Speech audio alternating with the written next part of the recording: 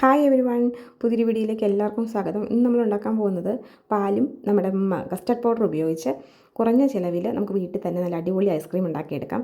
അപ്പോൾ അതെങ്ങനെയാണെന്ന് നമുക്ക് നോക്കാം. അതിന് വേണ്ടിയിട്ടാണ് ഞാൻ ഈ പാലിൻ്റെ പാട ശേഖരിച്ച് വയ്ക്കുന്നത് കേട്ടോ. നമുക്ക് വിപ്പിംഗ് ക്രീമും ഫ്രഷ് ക്രീമും ഒന്നും ആവശ്യമില്ല.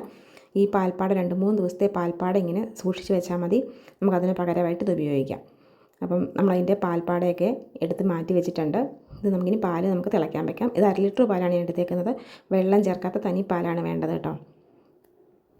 ഇതാണ് കസ്റ്റർഡ് പൗഡർ, എല്ലാവർക്കും അറിയാമായിരിക്കും. ഇത് വാനില ആഡഡ് ആണ്, അതുകൊണ്ട് ഞാൻ വാനില എസൻസ് സ്പെഷ്യലായിട്ട് വേറെ ചേർക്കുന്നില്ല കേട്ടോ. നമ്മൾ പാല് തിളയ്ക്കാൻ വെച്ചിട്ടുണ്ട്. അപ്പോൾ നമുക്ക് കസ്റ്റർഡ് പൗഡർ എടുക്കാം. ഒരു 3 സ്പൂണോളം കസ്റ്റർഡ് പൗഡർ നമുക്ക് എടുത്തിട്ട് ചൂടായി വരുന്ന പാലിലൊന്ന് മിക്സ് ചെയ്തെടുക്കാം. ചെറു ചൂടോട് കൂടിയുള്ള പാലിലാകുമ്പോൾ പെട്ടെന്ന് തന്നെ മിക്സ് ചെയ്തെടുക്കാം കേട്ടോ. കട്ടയൊന്നുമില്ലാതെ നന്നായിട്ട് മിക്സ് ചെയ്തെടുക്കണം കേട്ടോ.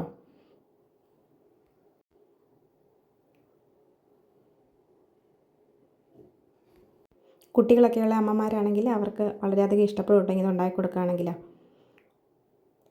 നമുക്ക് നന്നായിട്ട് മിക്സ് ചെയ്തെടുക്കാം. ബാക്കി പാല് നമ്മുടെ അടുപ്പിൽ നമ്മൾ തിളച്ചുകൊണ്ടിരിക്കുകയാണ് കേട്ടോ. ഇനി നമ്മൾ ചെയ്യേണ്ടത് ഈ തിളച്ചുകൊണ്ടിരിക്കുന്ന പാലിലേക്ക് നമ്മുടെ ഈ മിക്സ് കൂടെ ഒഴിച്ചു കൊടുക്കാൻ പോവുകയാണ്. ഇത് ഒഴിച്ചു കൊടുത്തതിന് ശേഷം ഫ്ലെയിം കുറച്ച് വെച്ചിട്ട് നന്നായിട്ട് ഇളക്കി കൊടുക്കണം. ഒന്ന് കുറുകി വരണം, അത്ര നേരം ഇളക്കിക്കൊണ്ടിരിക്കണം കേട്ടോ.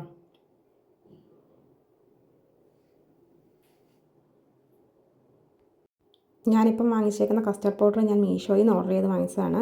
100 ഗ്രാമിൻ്റെ വീതം ഞാനിപ്പോൾ കാണിച്ച പോലത്തെ 2 ടിന്നും അതിൻ്റെ കൂട്ടത്തിലൊരു കൊക്കോ പൗഡർ ഫ്രീ ആയിരുന്നു കേട്ടോ. 138 രൂപ ഉണ്ടായിരുന്നുള്ളൂ എൻ്റെ റേറ്റ്.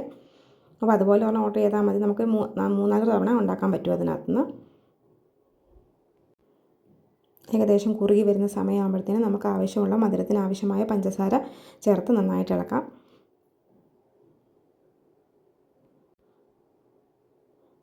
ഏകദേശം നമ്മുടെ ഈ മിക്സ് കുറുകി വന്നിട്ടുണ്ട്. ഒരു കുറച്ച് നേരം കൂടെ ഇളക്കിയിട്ട് നമുക്കിത് വാങ്ങി വെക്കാം. നന്നായിട്ട് തണുക്കണം കേട്ടോ, എന്നിട്ട് വേണം ഇനി അടുത്ത ഘട്ടത്തിലേക്ക് കിടക്കാൻ.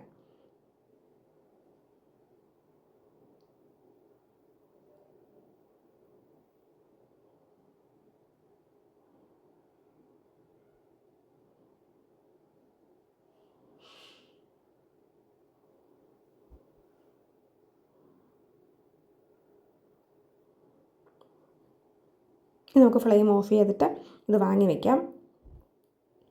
ഇടയ്ക്കിടയ്ക്ക് ഇങ്ങനെ ഒന്ന് ഇളക്കി കൊടുക്കണം കേട്ടോ, പാട ചൂടാതിരിക്കാനാണ്.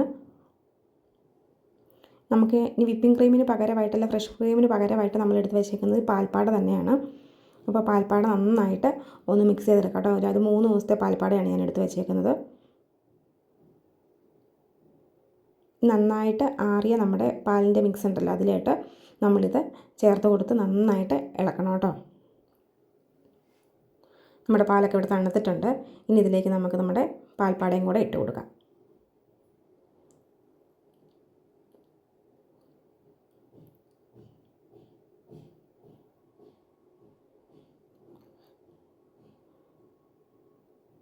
ഇനി നന്നായിട്ട് ഇളക്കി മിക്സ് ആക്കിയതിന് ശേഷം നമ്മൾ ഏത് ഡെപ്പിലാണോ അടച്ച് നമ്മൾ ഫ്രീസർ വെക്കാൻ പോകുന്നത് ആ ഡെപ്പിയിലോട്ട് ഇത് ഒഴിച്ച് അടച്ച് ഭദ്രമായിട്ട് ഫ്രീസറിലേക്ക് എടുത്ത് വയ്ക്കാം കേട്ടോ. ഒരു 6 മണിക്കൂറെങ്കിലും അതിനകത്ത് ഇരുന്നാലേ നന്നായിട്ട് കട്ടയായി കിട്ടത്തുള്ളൂ.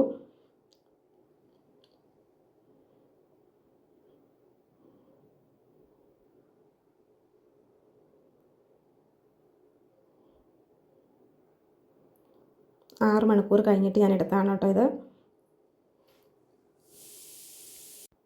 നന്നായിട്ട് കട്ടയായിട്ടുണ്ട്. അപ്പോൾ ഇനി ചെയ്യേണ്ടതെന്ന് വെച്ചാൽ ഇത് ഒന്ന് മെൽറ്റാകാൻ വെയിറ്റ് ചെയ്യണം. എന്നിട്ട് നമുക്കിത് മൊത്തം ഒന്ന് ഇളക്കി എടുത്തിട്ട് നമ്മുടെ മിക്സിയുടെ ജാറിലിട്ട് നന്നായിട്ടൊന്ന് അടിച്ചെടുക്കണം. എങ്കിലാണ് നമ്മുടെ ഐസ്ക്രീം നല്ല ക്രീമി ആയിട്ടിരിക്കത്തുള്ളൂ. അപ്പോൾ അതിന് വേണ്ടിയിട്ട് നമുക്ക് കുറച്ച് നേരം വെയിറ്റ് ചെയ്തതിന് ശേഷം ഇങ്ങനെ ഇത് കുത്തി ഇളക്കി എടുക്കാം കേട്ടോ.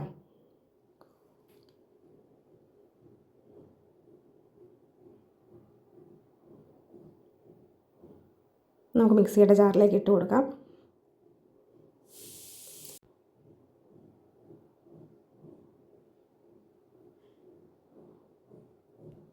ഇങ്ങനെ നമ്മൾ ചെയ്യുന്നത് നമ്മുടെ ഐസ്ക്രീം നല്ല ക്രീമി ആയിട്ട് കിട്ടാനായിട്ട് കേട്ടോ. അല്ലെങ്കിൽ ചെറിയ ഐസ് ക്യൂബുകളൊക്കെ ഇതിനകത്ത് കാണും. അപ്പോൾ അതൊന്നും ഇല്ലാതെ ചില്ല് പോലെയൊക്കെ ഐസ് കിടക്കില്ല, അതില്ലാതെ വരാനാണ് നമ്മളിങ്ങനെ അടിച്ചെടുക്കുന്നത്. ഈ ഒരു സ്റ്റേജിൽ വേണമെങ്കിൽ ഇത് കഴിക്കാൻ കൊള്ളാം കേട്ടോ, അടിപൊളിയാണ്. നമുക്കിനി ഇത് സെറ്റ് ചെയ്യാൻ വേണ്ടിയിട്ട് ഇത് ഞാൻ സെറ്റ് ചെയ്ത് വെച്ചിട്ടുണ്ട്. അപ്പോൾ അതിലേക്ക് നമുക്കിത് കുറേശ്ശെ ഒഴിച്ചു കൊടുക്കാം.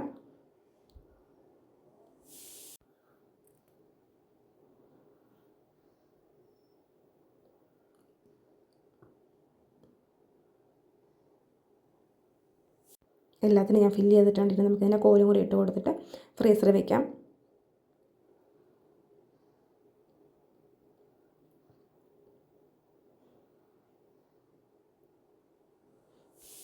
ബാക്കി നമ്മൾ നേരത്തെ ഒഴിച്ച് വെച്ച പാത്രത്തിൽ തന്നെ എടുത്ത് ഒഴിച്ച് വയ്ക്കാൻ പോവാണ് കേട്ടോ. 5-6 മണിക്കൂർ കഴിഞ്ഞിട്ടാണ് ഞാൻ പിന്നെ പുറത്തെടുക്കുന്നത്. അപ്പോൾ നല്ല രീതിയിൽ കട്ടയായിട്ടിരിപ്പുണ്ട്. ഒരു 5 മിനിറ്റോളം വെയിറ്റ് ചെയ്തതിന് ശേഷമാണ് കേട്ടോ ഞാനിത് സ്കൂപ്പ് ചെയ്തെടുക്കാൻ പോകുന്നത്. അല്ലെങ്കിൽ പെട്ടെന്ന് നമുക്കത് കിട്ടണമെന്നില്ല. അതുകൊണ്ട് ഒരു 5 മിനിറ്റ് ഒന്ന് മെൽറ്റാകാൻ വെച്ചിട്ടുണ്ട്. മെൽറ്റായിട്ടുണ്ട്. ഇനി നമുക്കിത് ഒരു തവിയും കൊണ്ടിങ്ങനെ സ്കൂപ്പ് ചെയ്തെടുക്കാം. ഇത് നമ്മുടെ ഹോം മെയ്ഡ് ഐസ്ക്രീം റെഡി ആയിട്ടുണ്ട് കേട്ടോ. ഇതാണ് നമ്മുടെ ഐസ്ക്രീമിൻ്റെ ഫൈനൽ ലുക്ക് കേട്ടോ.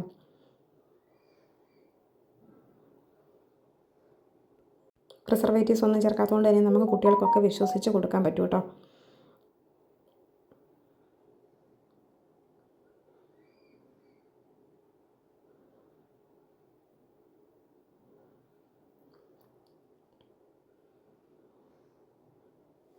നമുക്കിതൊന്ന് എടുത്ത് നോക്കാം.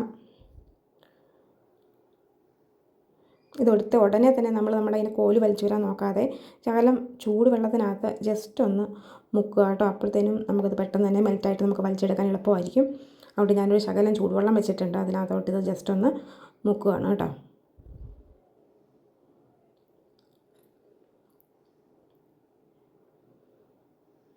അപ്പോൾ നമ്മുടെ വീഡിയോസൊക്കെ ഇഷ്ടമാവുകയാണെങ്കിൽ സബ്സ്ക്രൈബ് ചെയ്യാൻ സപ്പോർട്ട് ചെയ്യാൻ മറക്കരുത്. കമൻറ്റ് ചെയ്യാനും ഷെയർ ചെയ്യാനും ഒന്നും മറക്കണ്ട. അപ്പോൾ നമുക്ക് പുതിയൊരു വീഡിയോയിൽ വീണ്ടും കാണാം. അതുവരേക്കും tata bye bye. Okay, see U.